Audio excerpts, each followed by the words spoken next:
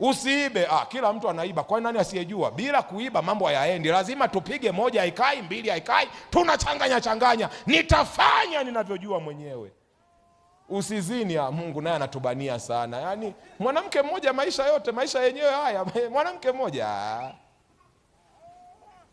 Jaribu lililomwangusha Hawa la kuchukua nafasi ya Mungu na kutokuamini na kuitii mamlaka ya Mungu, ndiyo jaribu linalotuangusha leo. Kama hujamwamini Mungu kikamilifu, hata kama unakwenda kanisani, hata kama unaimba kwaya, hata kama unafunga na kuomba, lakini hujampa Mungu mamlaka kamili kwenye maisha yako, wewe umeanguka anguko aliloanguka Hawa.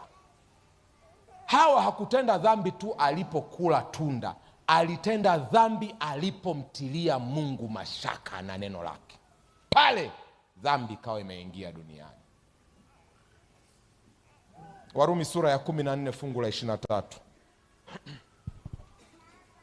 Lakini aliye na shaka kama akila amehukumiwa kuwa ana hatia, kwa maana hakula kwa imani, na kila tendo lisilotoka katika imani ni dhambi.